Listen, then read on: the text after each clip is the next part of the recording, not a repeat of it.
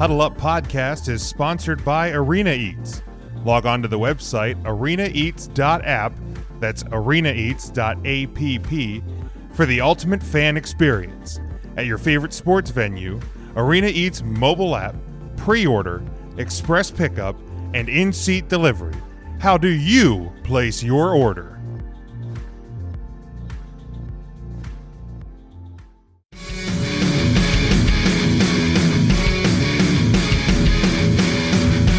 Final topic tonight, guys, before we get out of here. And you know, this came through this evening. The Baseball Hall of Fame, the Baseball Writers Association of America, you have to hit 75% of the votes, and for the first time since 2013, there will not be anyone inducted into the National Baseball Hall of Fame this year. Curt Schilling received the most votes, 71.1%. He fell 16 votes short. Barry Bonds, 61.8. Roger Clemens, 61.6. Scott Rowland, 52.9. Omar Vizquel, 49.1. Billy Wagner, 46.4. Todd Helton, 44.9. Curt Schilling has since reacted to this and said that he actually does not want to be even included in the voting next year, wants to leave it up to the Veterans Committee at a later point. I mean, I think he sees the writing on the wall. I think for guys like Bonds and Clemens, the writing is on the wall as well. So we'll get to Schilling because I think that's the most divisive of the group that is not not been voted in. But Bonds and Clemens, growing up, these are two guys that were huge in the game of baseball, but we've kind of seen over the years the decision to kind of disclude some or all of the steroid era from the Baseball Hall of Fame has been a controversial decision over the years, and my stance has always kind of been this: like I don't necessarily feel bad for the guys because, I mean, everybody made their choices, but in the same time, when you don't include a certain sector because of steroids, you're basically creating a gap in the Baseball Hall of Fame, because there's going to come a point where it's like, well, what happened between 91 and 2000? When you're looking at guys that are in the Baseball Hall of Fame. And I always kind of thought it as this is you almost have to just kind of steer into this again and be like, this was an era of baseball. We can't necessarily avoid it. It's history. It was there. If you look at the history of professional baseball, it's going to be there. I don't necessarily think that these guys should be discluded. Sean, we'll start with you on this one. Well, yeah, I mean, I've always kind of been on the train of like, it's just so hard. I mean, we have some positive tests, we have other like alluded positive tests, we have hearsay of like, well, I saw this guy doing it, and we have these receipts and those doctors, and there's been a lot of question marks with that whole generation. And you look at some guys that are from that generation that are either in or going to be very soon, and you have you have your Ken Griffey Juniors and your Cal Ripkens and these other guys that everybody is, I mean, are they 100% sure they never took steroids? Can you be 100% sure? I don't think you can. Griffey wound up with injuries late in his career, and he never, inflated his body or anything. But, as far as I'm concerned, when you have a guy like Rickey Henderson in the Hall of Fame, there is no doubt in my mind Rickey Henderson was one of the fellas taking steroids during that era. There's no positive test to prove it. There's none of that. And maybe with the guys that have these tests hanging over them, that's going to be a thing. But I think there's an element in my mind of like an all or nothing mentality when it comes to that generation of baseball, where if you're not going to let guys in because they set records or they did things during that era, tests or not, then why should anybody else who played in that era? And if it was that competitive that guys were taking steroids to keep their starting job, who's to say that guy that played second base an extra year or two, didn't set any records, but had a pretty long career and gets in? Like Billy Ripken, not good enough to get in. Right. May have taken steroids. Brady Anderson, not good enough to get in. Definitely took steroids. I'm an Orioles fan. The guy went from being like a stick figure to his career home run numbers were like 11, 15, 7, 55, 52, 47, 38. Somebody was on the juice. I heard he had an ear infection, got prescribed something for it. But anyway, nasal spray. But I guess that's kind of one of my points, and it's hard when like I said, like for you and me, like you alluded to, and for an entire generation of baseball fans, these were the guys they grew up watching. Like some of them that are still into baseball, like these are the guys that got them there. And don't forget that era was pretty much like just kind of like we aren't looking because they needed it to save baseball. Like I'm with you. I say let the fans make up their mind. It's kind of along the lines of that the passing records that I talked about earlier. If you don't think he should be there, don't look at his statue. You know what I mean? Like you don't have to count the record if you don't want to. Like don't be like, oh, there's an asterisk next to the 700. Fine. But it's really hard. You know, if I'm looking at like my son and like we wind up in Cooperstown one year and he's a baseball fan and he's like, well, Dad, who has the most hits in baseball? And I got to explain why he's not in the Hall of Fame. Well, who has the most home runs? Well, he's also not here. And I mean, he's probably not here either. Right. Like, you know, those guys were dominant in an era where they were facing pitchers and hitters that were doing steroids, weren't doing steroids, played a long time, didn't play a long time.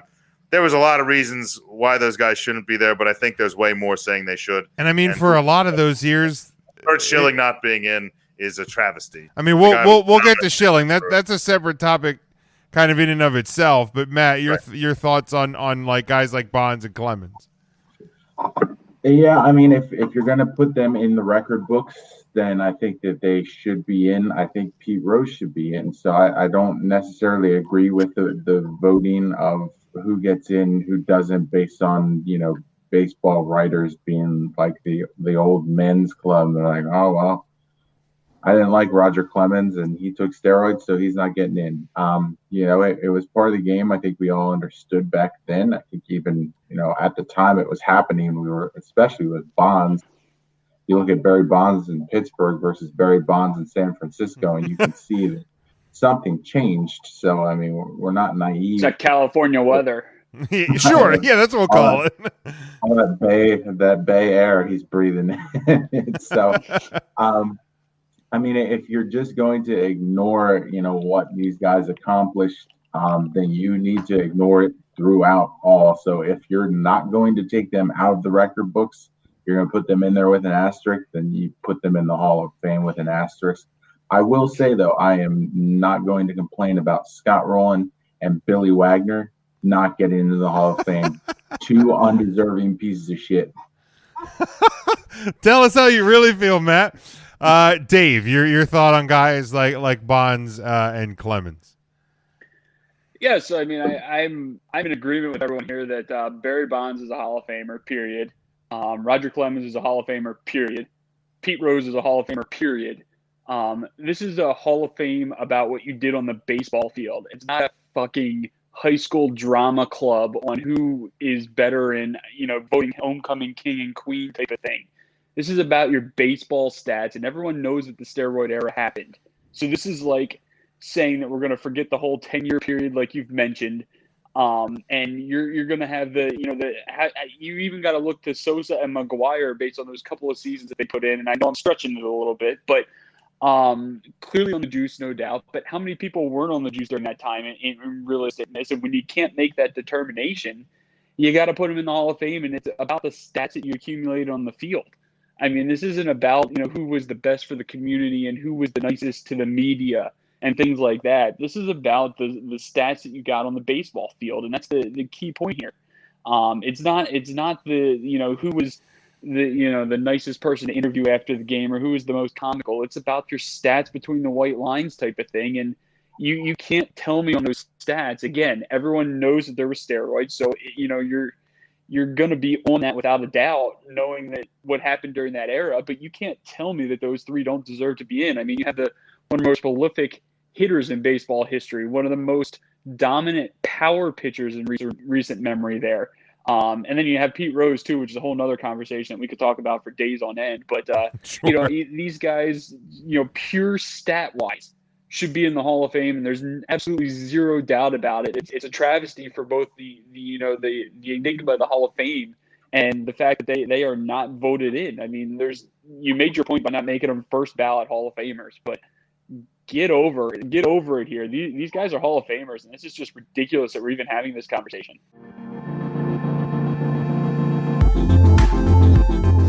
Huddle Up Podcast is sponsored by Arena Eats. Log on to the website arenaeats.app, that's arenaeats.app, for the ultimate fan experience. At your favorite sports venue, Arena Eats mobile app, pre-order, express pickup, and in-seat delivery. How do you place your order? Yeah, like Ant brings up a great point about like Soriano. You know, he's a guy that put up great numbers and wasn't on the juice, and you know, and even he says here Bonds, you know, the longevity of the game even before steroids. Jake says Bonds and Clemens Hall of Famers. Doesn't agree with Matt about Scott Rowland though. And, you know, and then you go to then you go to the situation with Curt Schilling and you know, I think that, you know, you kind of compare this to, you know, in different ways to a guy like Terrell Owens with the Pro Football Hall of Fame, you know, because to me that guy was a first ballot and wasn't in, and you know, now, you know, Curt Schilling obviously, you know, is not going to be. Now Ant does agree with Matt about Scott Rowland. Says Rowland is a tool bag, but great. But, you know, so Curt Schilling, obviously, tremendous numbers. You know, one of the more dominant pitchers, you know, in his era, 3 World Series, you know, doesn't get voted in. And you look at some of the things he's done, some of the things he said, you know, over the past couple of years off the field. You know, to me, like, it's the hard line, because you like a guy like Tio should be in. Should Curt Schilling be a Hall of Famer? He absolutely should. But like that said, I don't feel bad for Curt Schilling. But if you listen to things Curt Schilling said in relation to this, he doesn't necessarily feel bad about it either. He said just leave it up to you know, the Veterans Committee, and if you know they put him in, then they put him in, and if they don't, they don't. Like I don't feel bad for Curt Schilling. I think Curt Schilling is a piece of shit. But the guy was a hell of a pitcher. You know, so based on what he did on the field, he should be a Hall of Famer. I'm not going to feel bad for Curt Schilling that he doesn't make the Hall of Fame. I don't feel bad for Curt Schilling about anything really that happens to Curt Schilling. But like, should he be in the Hall of Fame? Yes, he should be in the Hall of Fame. Dave, we'll kick it off with you on this one. Yeah, I agree with you. And I mean, it's kind of going on that last, you know, thing there that, you know, you're judging people for what they did on the baseball field. Like, I don't care if they're the most charitable off the field or if they're the big pieces of shit. Were they a good baseball player? This is not the, you know, who is the Walter Payton Man of the Year getting in the Hall of Fame type of thing. This is who is the best baseball player. And yes, I mean, if you're borderline, maybe that plays into it a little bit, but I mean, this should be stat driven, and you know, I'm more irritated that Roger Clemens didn't get in personally than Curt Schilling, in all honesty. But I agree with that. There, but it's, you know, you got to look at who's on the ballot, and it should be Clemens and Bond should be getting in. I mean, those are the two that should be in from the ballot. Schilling's probably a potential third there, but you know, you got to look at. To me, it's Clemens should be in before Schilling, based on the dominance of the era type of thing, in my opinion. But Schilling's made some mistakes off the field, of course, putting it, you know, nicely. But should that play into his Hall of Fame, you know, credibility? Do you really want that as a Hall of Famer? And kind of what they've done off the field? No, but you're not judging them on what they did after retirement. You're judging them on their playing ability. And, I mean, come on, he's a Hall of Famer. Matt, you're Curt Schilling. Yeah, I 100% think he should be in, given the, you know, again, longevity. We saw him get to the World Series with multiple teams. You know, the storyline with him up in Boston was huge. You know, the miracle season for the Phillies, that he was one of the catalysts for getting them to that World Series. I mean, they certainly had no business being there, but he kind of willed them to that World Series. You know, what's happened since then, you kind of look over it, and I 100% do not agree with things he's said, things he's done. I'm not a fan of Curt Schilling, the person, and that certainly does kind of take away a little bit from Curt Schilling, the player, but not enough to me that it's like, he's not a murderer. He didn't, come out and do terrible things. He's just said some awful things. I have a hard time not putting him in the Hall of Fame just because of what he did for the game of baseball. I think it's important enough that he should be in there without a doubt. Sean, how about you? Yeah, I mean, it just kind of, we've talked about the popularity contest enough that, it just kind of comes down to, people don't like Curt Schilling and it's like, well, we have the power to vote no. And, there's enough people, voting that are voting on what they saw on the field. And unfortunately, it just wasn't enough to get him in again. I look, like these guys that seem to have an issue with players. Oh, he's a rude player. He says, I don't agree with him. I don't like him. He's an asshole off the field. It's like they're comparing him to guys from like the 1920s and 40s and 50s. Like those guys were all assholes. Like terrible people, gamblers, like those guys didn't have, like, there just wasn't the media coverage to cover it. You know what I mean? Like, it just, like, there's nobody that is ever going to convince me that Babe Ruth was an all-around good person. I've seen the guy in pictures. I've heard stories about him, like his ties to the mob, his ties to all these other, like, Babe Ruth was not a good person. Sorry if you think he's like the crown prince or the king. Right. He's not a saint. Like, there was nothing that man did that was, he was probably like, I'm going to go play baseball. I'm going to go grab a couple prostitutes and head down to the casino. How about you boys? You want to come? And people would have been like, yeah, that's a good idea. Let me just tell my wife I won't be home. Like it's just literally what that era was probably like. I just assume. And he lived right down the road half the year, right down the road from my house. Pretty crazy. Anyway, in the midst of that, Curt Schilling should be in. Obviously, I think that to answer the Scott Rowland question that Jake threw up there, he basically told the city of Philadelphia to F off and weaseled his way out of town to go do well for St. Louis. And basically, there was nothing he could have done to impress me after he basically weaseled his way out of contract. Like your aunt says, there you go. Mickey Mantle was alcoholic, was praised as God. I would say, aside from Lou Gehrig, I don't think there was anyone on that Murderers Row team that people would look back on and be like, oh, yeah, good guy.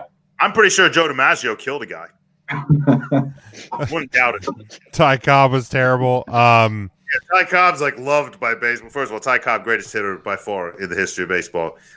Not good off the field. Not a great person. But those guys were all alcoholics. They all died of liver disease. Oh yeah, and cancer. Or they died in the war. Yeah, Ant says here, why isn't Bonds in? He never failed a test. They tested him.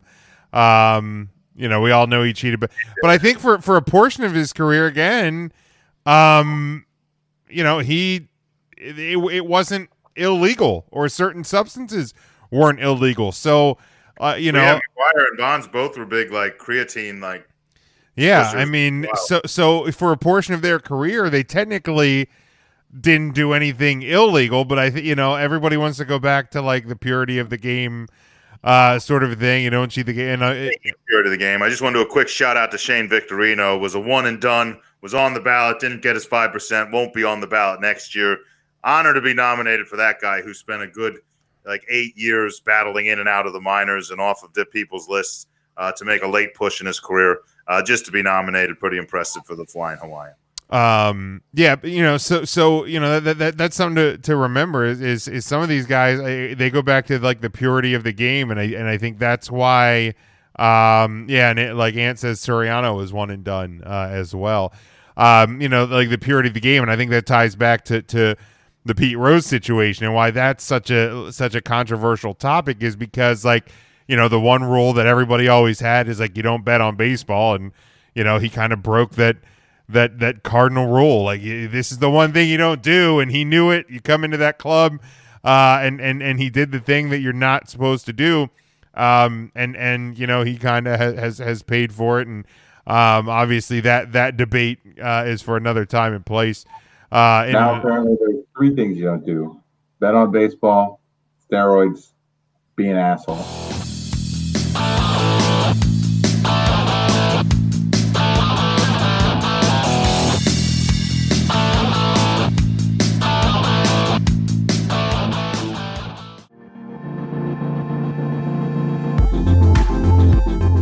Huddle Up Podcast is sponsored by Arena Eats. Log on to the website arenaeats.app, that's arenaeats.app, for the ultimate fan experience. At your favorite sports venue, Arena Eats mobile app, pre-order, express pickup, and in-seat delivery. How do you place your order?